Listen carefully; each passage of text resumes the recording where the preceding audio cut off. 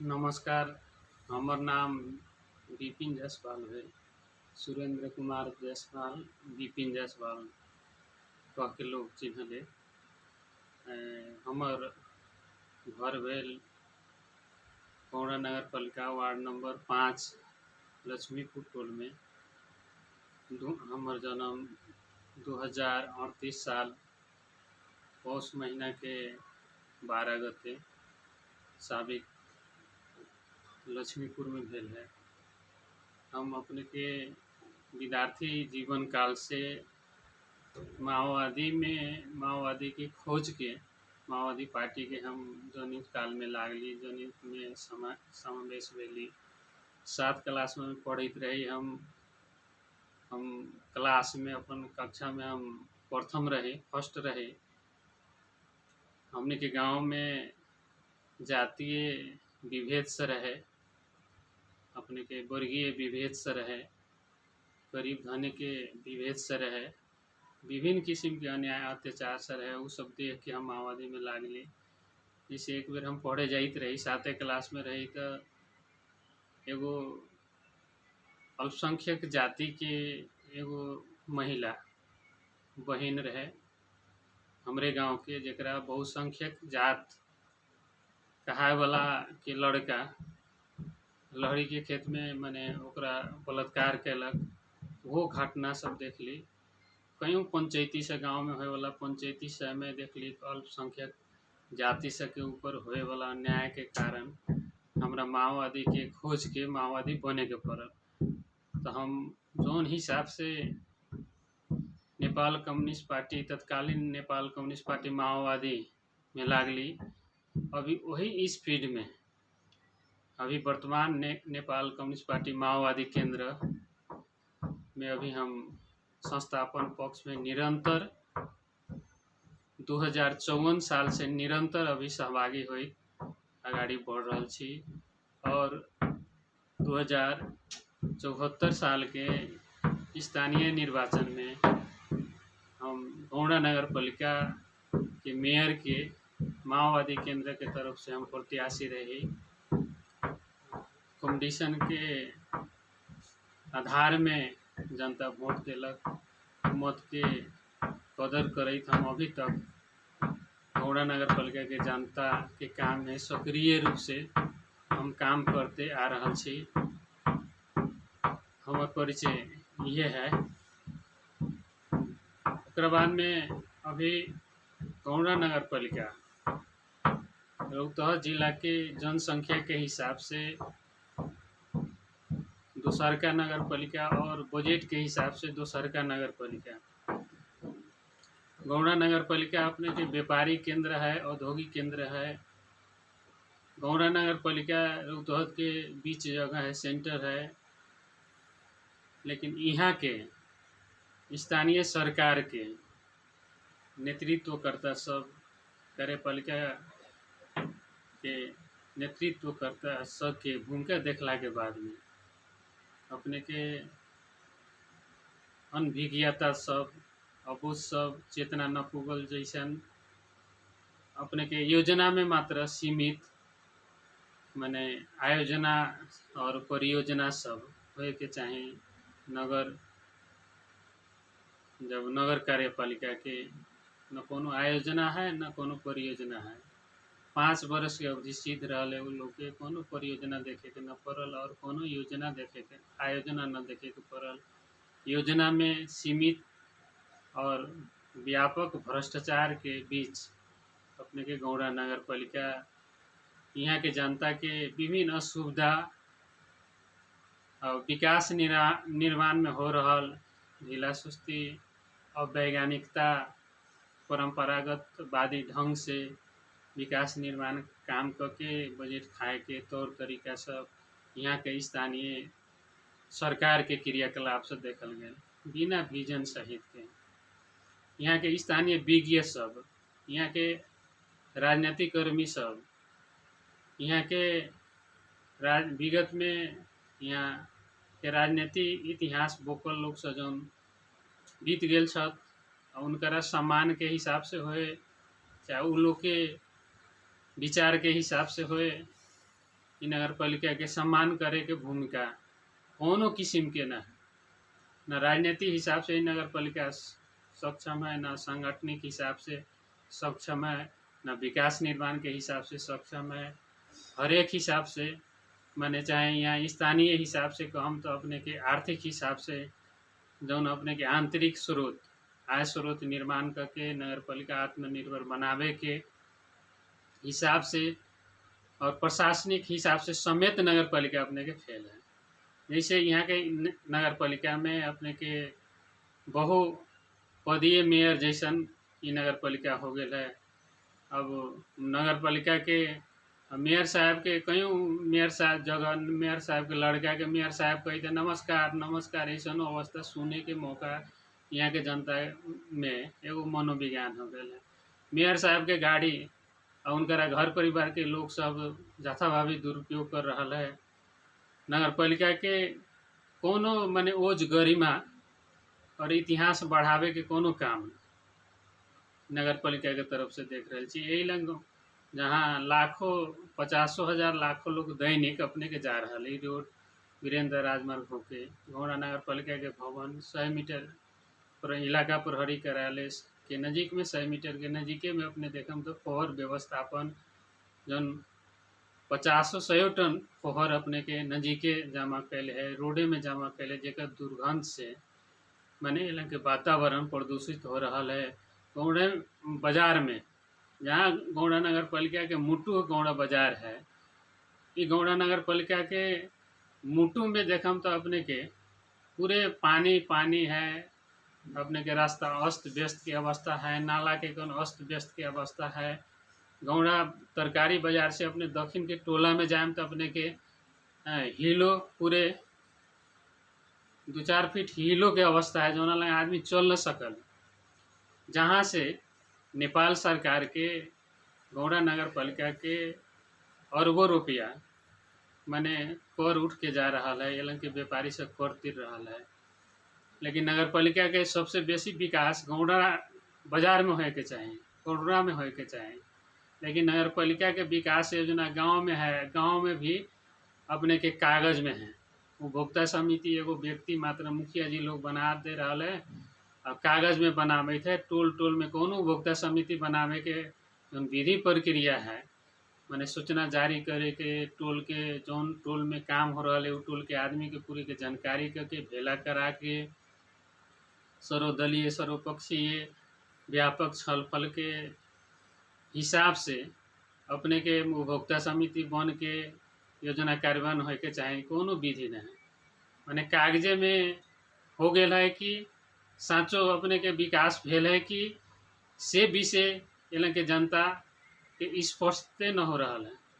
सूचना के हिसाब से कहम तो बहुतों लोग मन नगर पालिका में जाके मांग रहा है जरा जरूरी है से अपने के फलना उपभोक्ता समिति फलना योजना के उपभोक्ता समिति फलना योजना के उपभोक्ता समिति माने हमरा दिल जाओ फलना योजना के एस्टिमेट दिल जाओ तो ओकरा बाद में सूचना देवे के सूचना के हक जो है जनता के दुरुपयोग हो रहा है नगर पालिका से।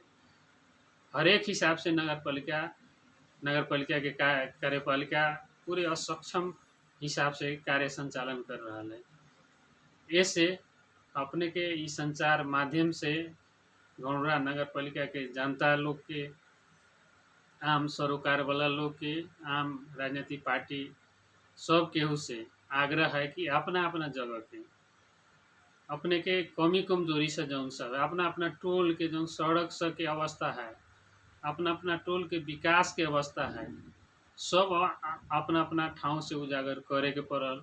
ओकरा बाद में सकारात्मक सुझाव सब भी नगर पालिका के देवे के पड़ल। लेकिन अभी के समय लास्ट समय देखे जब ई नगर पालिका में मेयर साहब अपना से योजना बनावे से बेसी अब अपन उनकर सहयोगी सब योजना बना रहा है। इस सहयोगी से योजना बनावे के हिसाब से तो मेयर साहब निम्नो काम करेला खोजियन तो सहयोगी से रोके के स्थिति से भी कुछ लोग कहलन से मेयर साहब तो ठीक है लेकिन मेयर साहब के चले देवे सहयोगी सब तब न ऐसा कंडीशन से सुने का मौका मिला तो मेयर साहब के अपना से चले देवे के चाहे, लेकिन सहयोगी सब के अब देखे छी सहयोगी लोग सब मेयर साहब के गाड़ी चढ़े। अब गाड़ी मेयर साहब के माने गाड़ी है तो मेयर साहब को चढ़े के नेपाल सरकार दिले है, चाहे स्थानीय सरकार दिले है, मेयर साहब के दिले है। मेयर साहब के चढ़े के चाहे वो गाड़ी कौन प्रयोग कर रहा है, गाड़ी कौन चढ़ रहा है, तो मेयर साहब के सहयोगी से चढ़ रहा है। सहयोगी कौन है, तो घर परिवार के लोग है, पार्टी के लोग कम है, घर परिवार के लोग है।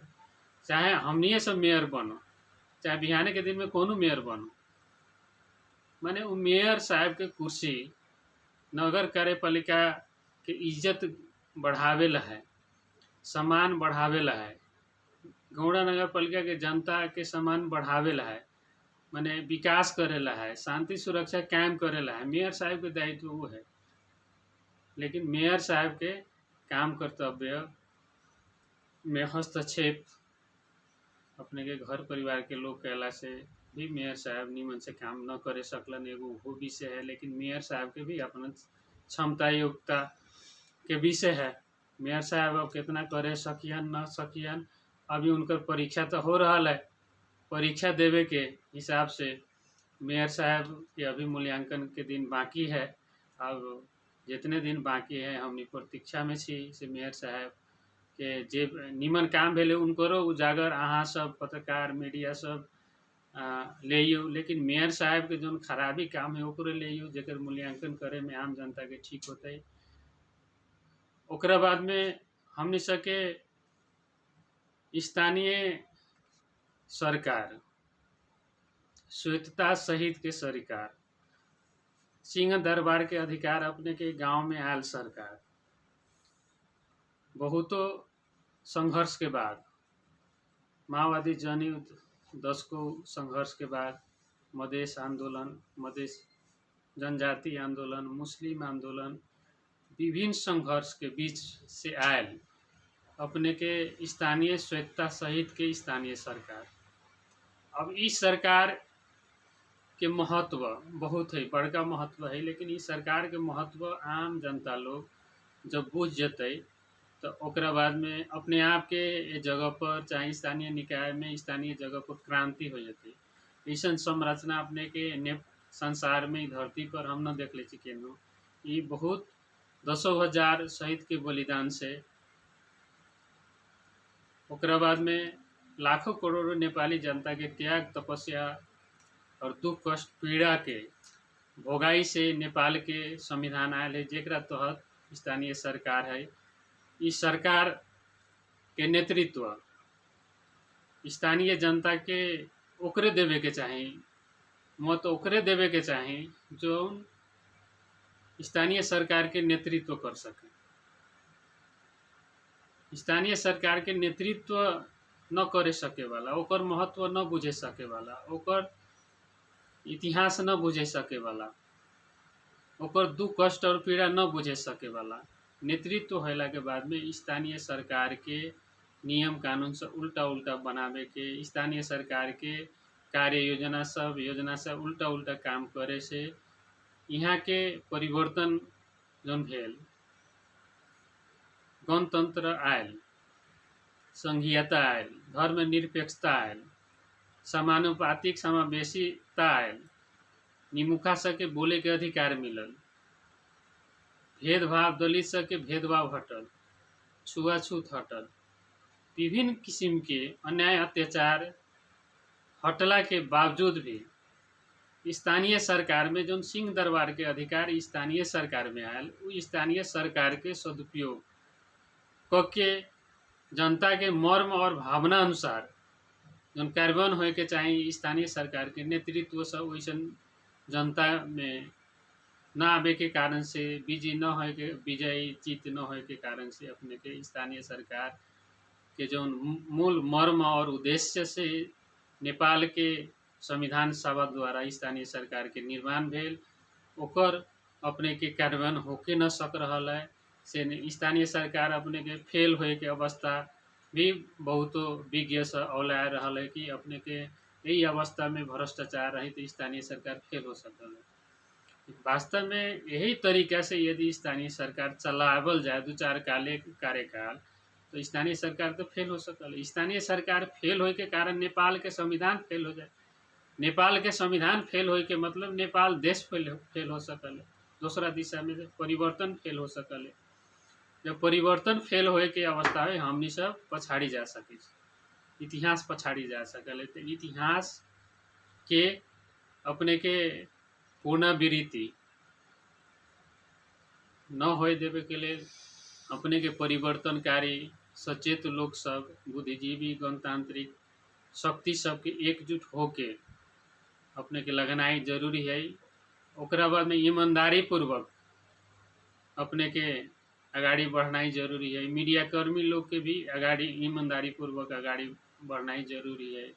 जैसे सत्य चीज, अनुसंधानात्मक चीज, सृजनात्मक चीज सब, वस्तु सब अपने के मीडिया कर्मी से जब लिया देते तो अपने के मीडिया कर्मी के इज्जत मात्र न बढ़ते, इस समाज के इज्जत बढ़ते, समाज के इस सरकार के इज्जत बढ़ते, सरकार के अपने के संगठन सबके इज्जत बढ़ते और पत्रकार समेत के इज्जत, आम नेपाली के इज्जत बढ़ते। ये से स्थानीय सरकार कार्यान्वयन में सबसे महत्वपूर्ण भूमिका अपने के पत्रकार जगत के होते ही पहल का से हमरा लागत है। ओकरा बाद में सब राजनीतिक कर्मी सबके भी ईमानदारी पूर्वक अगाडि बढ़े के पड़ते। अभी तक अपने से कहम, अभी तक हम स्थानीय सरकार के 5 रुपया के बजट हम न चलाएंगे। 5 बरस में 5 रुपया के बजट हम न छूले।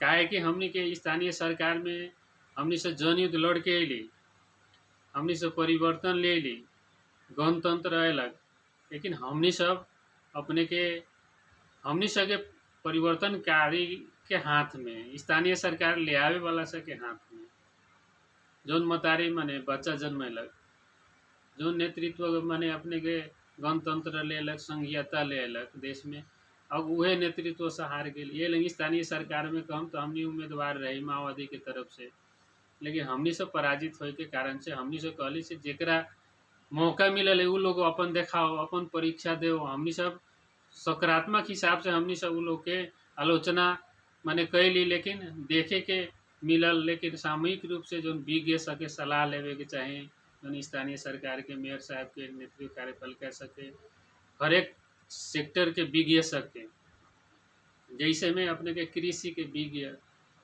अपने के शिक्षा के विज्ञ, ओकरा बाद में अपने के इंजीनियर लोग के सलाह सुझाव, माने विभिन्न सेक्टर के विज्ञ के जो सलाह लेके ओकरा बाद में योजना बनावे के चाहिए।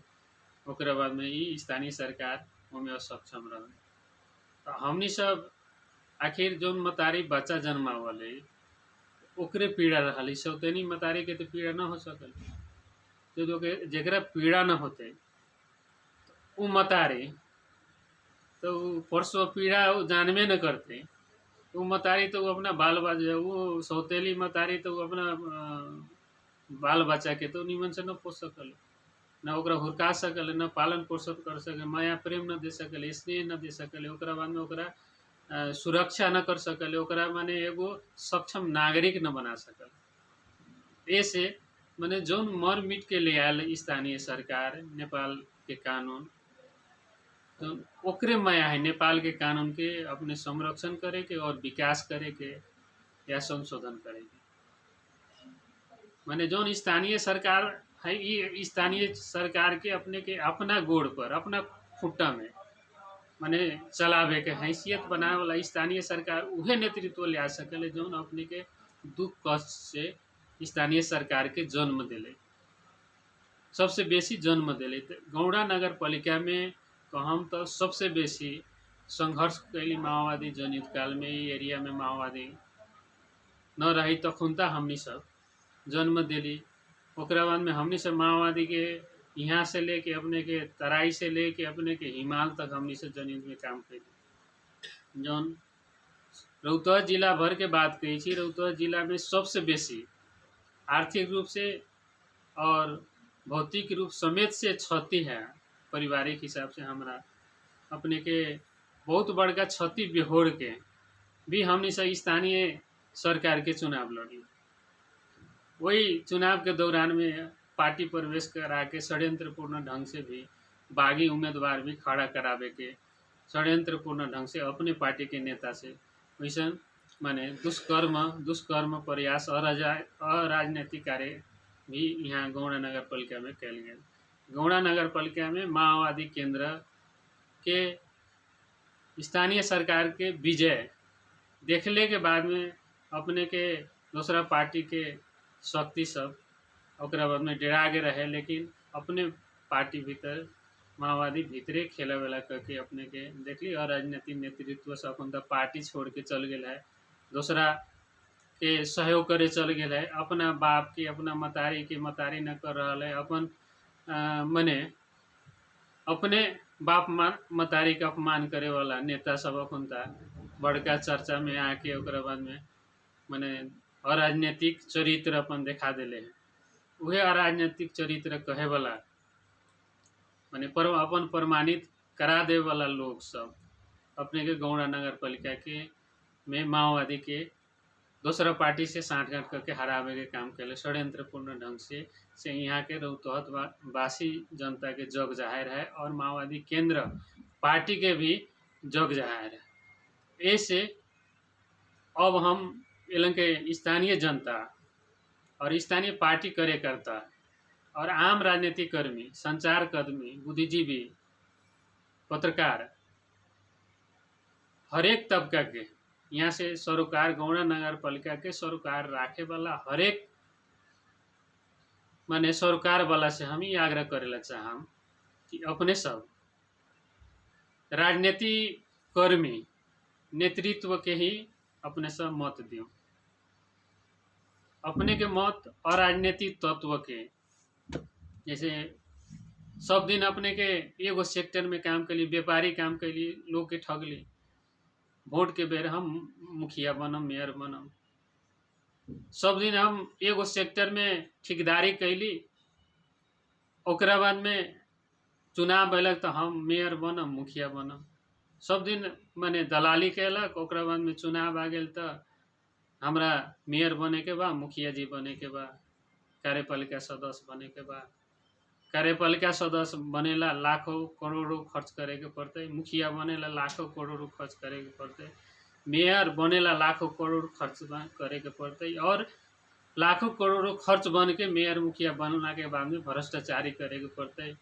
जनता के श्रम पसीना से बनल बजट जनता के काम में माने खर्च होए के चाहिए, जनता के सुख सुविधा में खर्च होए के चाहिए, जनता को योजना परियोजना में खर्च होए के चाहिए। जो अपन व्यक्तिगत धन संपत्ति अपन बपौती संपत्ति हम बाबा दादा कमा के संपत्ति जनप्रतिनिधि सब बुझे जैसे हम बाबा दादा कमा के ध दिले छ, माने हम मुखिया जी बन गई, मेयर साहब बन गई तो हम अपन 3 पुस्ता के कमाए वाला माने कमाई जितना उतना एके पे ध लेली, ओकरा बाद में सारा माने जनता के ऊपर अन्यायपूर्ण व्यवस्था थोपरे के ये व्यवस्था के पछाड़ी ले जाए के काम से हो रहा है। ऐसे हम स्थानीय आम जनता और संपूर्ण सरोकार वाला तबका से ये आग्रह करम कि अपने सब मत अपने के बहुमूल्य मत अमूल्य मत अपने ओकरे दियो जो राजनीतिक कर्मी है, राजनीतिक कर्मी ही वो महत्व बुझ सकल है। एक बेर हम जनयुद्ध काल में रहे ये चेतनगर अपने रौतहट जिला चेतनगर के उदाहरण दै छी, एगो झोपड़ी रहे, एगो झोपड़ी में अपने के मूसर जाती रहे, मूस पका के अपने के पकैले रहे, वही में भंटा एगो फेंट के तरकारी बना के हमनी से रही तो बड़ी फोड़ रहे, ओकरा बाद में हमनी से सर सफाई कैली, ओकरा बाद में वो पका उका ले तो कैसे ने अपने आओ न खाओ न, हमनी आज से 20 बरस पहले कहानी कही छी, आओ खाओ, ओकरा बाद में हमनी कहली ठीक बा खाओ, ओकरा बाद में बोलन के बाल बच्चा के सके ओकरा स्थिति देखली हमनी से काफी कलम किन के देले रहे, वो हमनी के स्मरण काहे कि मूसर के की दुख है और एगो व्यापारी के की दुख है, एगो राजनीतिक कर्मी के पीड़ा की है, एगो पत्रकार के पीड़ा की है, एगो सुरक्षा कर्मी के पीड़ा की है, एगो कर्मचारी के पीड़ा की है, से विषय माने राजनीतिक कर्मी ही जान सकल और दलाल ठेकेदार और व्यापारी न जान सकल। व्यापारी क के लोग के कमीशन खा के दलाली क के नेता बने के काम धन करल, ओकरा हमनी अपने से तिरस्कार करू, ओकरा बहिष्कार करू जब तक वैसन कार्यपालिका में, नगर कार्यपालिका में, अपने के गांव पालिका में मेयर उप मेयर अपने के कार्यपालिका सदस्य हो जाए तो वो जगह भ्रष्टाचार होबे करी। हम अपने के आम जनता से हम फिर एक बार और उम्मीदवार बनेला चाहे छी। एक बाद में हम मेयर के प्रत्याशी न हैं। 64 साल में चुनाव भेल सांसद के, तो 64 साल में हमारे ऐसा मनोविज्ञान रहे कि हम सांसद में उम्मीदवार होती तो हम जीत जाते। हम तखन तक YCL के रौतहट जिला के जिला अध्यक्ष रहे। देवेंद्र पटेल जी तखन तक हमारे सचिव रहे। तखन तक हमारा देवेंद्र पटेल जी हमरे कमांड से छूट के गए। उनका 6 नंबर क्षेत्र के रौतहट के टिकट मिले तो माधव नेपाल जी के संविधान सभा के चुनाव में पराजित कैलन। हमनी सब 64 से पहले अपने के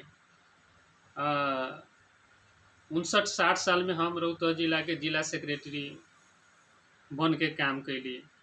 ओकरा बाद में हम जनमुक्ति सेना के कंपनी कमिश्नर से बटालियन कमिश्नर तक बन के YCL के केंद्रीय सदस्य बन के मेची महाकाली अभियान तक हमनी सब कैले छी। संघर्ष में नेपाल के 50 गो जिला हमनी सब घूमल छी।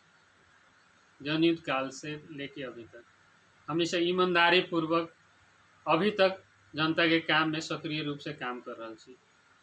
ऐसे हम फिर चाहे छी कि एक बेर और गौड़ा नगर पालिका के मेयर के पद के, नगर प्रमुख के पद के उम्मीदवार हुई और एक बेर जनता के काम में सक्रिय रूप से सत्ता में रह के जनता के सत्ता की हो कले, जनता के सत्ता की है। जैसे हमने सब जनयुद्ध काल में जन सत्ता निर्माण के लिए, जन सरकार निर्माण के लिए, यदि जनता यहाँ के गौड़ा नगर पालिका के जनता यदि हमरा एक बेर चुन देत है, हम 5 वर्ष ला मात्र मेयर बनम। 5 वर्ष में हम 50 वर्ष के काम करके न दिखाइले इतिहास रह के नेपाल में 2 नंबर प्रदेश में हम चाहे छी कि गौड़ा नगर पालिका कंपटीशन हो स्थानीय सरकार में। उतने न हम चाहे छी कि अपने के देश भर में गौड़ा नगर पालिका एगो पहचान भेल नगर पालिका केना स्थापित होते से हिसाब से हम चाहे छी वो ढंग से स्थापित करेला। यदि हम न जीतम तो एक बाद में हम चुनाव न लड़म, हम छोड़ दें स्थानीय सरकार के। काहे कि हम ये चुनाव लड़ेला चाहे छी कि एक बेर चुनाव लड़ली अपने पार्टी के नेता और कार्यकर्ता से हमरा हारे के पड़ल, अपनो कहीं कमजोरी के कारण हम हारे के पड़ल, जो न जेकर समीक्षा हम कैले छी। एक बाद में हम फिर एक बेर आंट करे छी कि स्थानीय सरकार में जो जनता के स्वेच्छा सहित के अधिकार है, वो स्वेच्छा कथी कहे के पड़े कहे छै वो से हम स्वेच्छा देखावेला, स्वेच्छा सहित अपने के ये अधिकार है, ये अपने अधिकार है, ये अधिकार अपने प्रयोग करू से जनता के मैंने देखावे के लिए हम एक बेर और स्थानीय निकाय के चुनाव में मेयर के प्रत्याशी हुए। एक बाद में हम पराजित हो जाए तो यो न लड़म, दूसरा के लड़ाएम, ओकरा बाद में सारथी बन के लड़ाएम, ओकरा बाद में जीतम तो ओकरा बाद में तैयो हम छोड़ दें। कईयों मेयर मुखिया सब, कईयों अपने सांसद सब जैसे यही लंग अपने के 3-4 बेर अपने के लड़ गए, फिर वही क्षेत्र में लड़े कोई कहीं नेता से उत्तराधिकारी से न होकर एक करके उत्तराधिकारी निर्माण करे के चाहे ओकरा बाद में वैसे कोनो सोचना है। माने गलत ढंग से राजनीति करे के, अपने पद में रह के खाली राजनीति करे के, पार्टी के बिगाड़ के राजनीति करे के, सिस्टम के बिगाड़ के राजनीति करे के, वैसे संस्कार के तोड़ेला चाहे छी, क्रम भंग करेला चाहे छी। ऐसे हम प्रतिबद्ध छी कि गौड़ा नगर पालिका के जनता अकी बेर हमरा चुनू।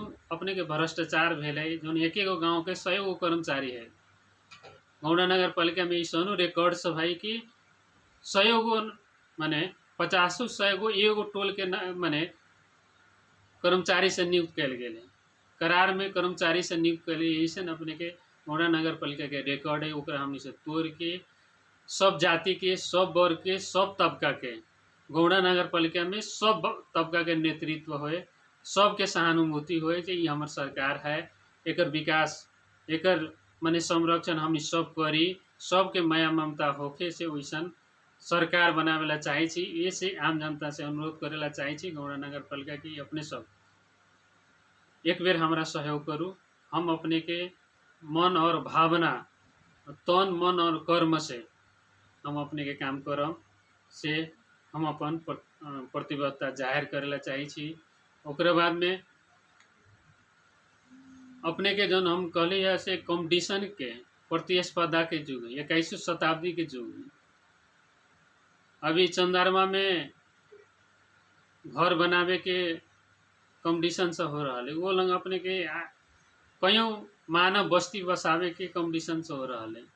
मंगल ग्रह में भी मानव बस्ती केना होई, कौन है संभावना से, उस संभावना से के खोजी हो रहा है। अंतरिक्ष में भी वैसन खोजी सब हो रहा है। तो ये ऐसन अवस्था में चल गए हमनी नेपाली सब के बहुत बड़का सौभाग्य प्राप्त मिलल है कि स्थानीय सरकार मिलल, बहुत बड़का सौभाग्य मिलल। इस सौभाग्य के हमनी अपने दुरुपयोग न करे सकम, सदुपयोग न करे सकम, दुरुपयोग करे सकम, तो हमनी से अभागी जैसन कोनो अभागी न। ये एगो मौका है। जैसे अपन मेयर बन गला के बाद में हम यो प्रतिबद्धता जाहिर कल छी, मेयर बनला के बाद में अपने के चाहे हम स्थानीय सरकार के प्रति प्रमुख होम, तो अपने गौड़ा नगर पालिका में पहले चुनाव लड़ित रही तखन तो कहले रही से भेदभाव न हो दे। माने कौन एक घर के जात है, ओकरा कौन बहुसंख्यक ओकरा हेपैत है तो हेप ना दे, ओकरा हमनी से निर्मूल कर। ओकरा बाद में हमनी सब कोनो गरीब है, सुकुम्बासी है, ओकरा घर न है, जमीन न है, ओकरा हमनी सब सुकुम्बासी के हमनी सब एको गो सुकुम्बासी न रहो से हमनी सब माने पूरे लाल पुर्जा सहित उनकरा माने सुकुम्बासी के जगह होए वाला लाल पुर्जा हमनी सब प्रदान कर। उतने न हमनी मेयर होम तो ओकरा बाद में गौड़ा नगर पालिका में अपने के जितना झुपड़ी से है, झुपड़ी मुक्त, जैसे खर के घर है पूरे हटा दें 5 वर्ग में। ओकरा बाद में रिंग रोड पहले कहले रहे हैं से रिंग रोड अपने के गौड़ुरा जैसे पिपरिया से लेके भिंडावर पोठियाही होई तो अपने के जयनगर गेढ़ी गुठी मलाही टोल अपने के वैसे ही रघुनाथपुर होई अपने के फिर वीरता अपने के पिपरिया जोड़े के रिंग रोड के परिकल्पना हम ई नगर पालिका बने से पहले वो कहले रहे। ई नगर पालिका के रिंग रोड के परिकल्पना पूरा करम से हम अपने के फिर से प्रतिबद्धता हमार अड़ान हिते है।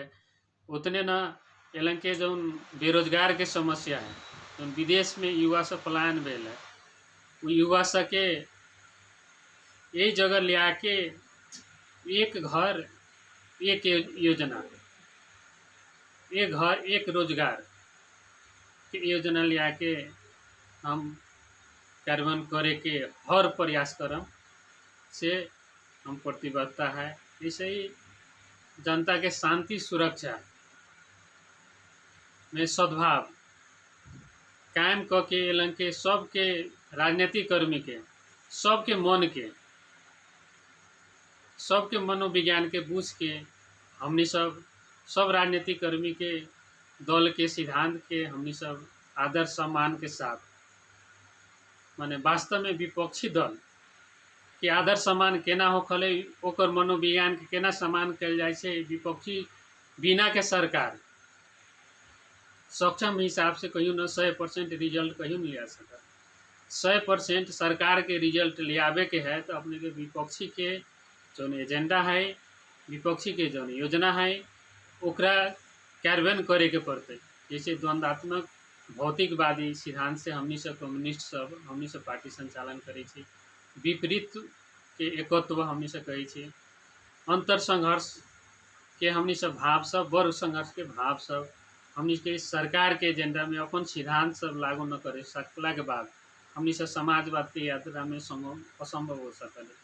वास्तव में यहाँ के जनता के संपूर्ण भेदभाव अन्याय अत्याचार कम हो जाते, एगो समाजवादी यात्रा में तो अगाड़ी जते।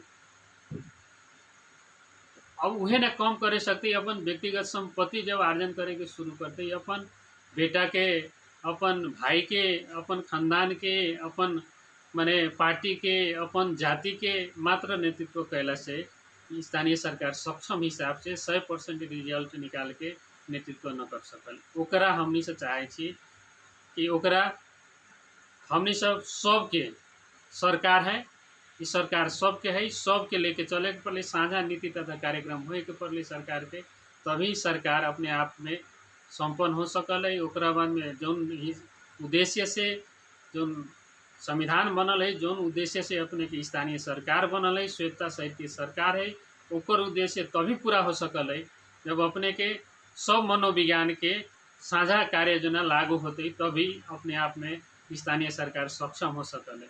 जैसे अपने के अनुदान है, अखुन तो अनुदान है, अनुदान के बजट यदि केंद्रीय सरकार काट देते, स्थानीय सरकार चलते?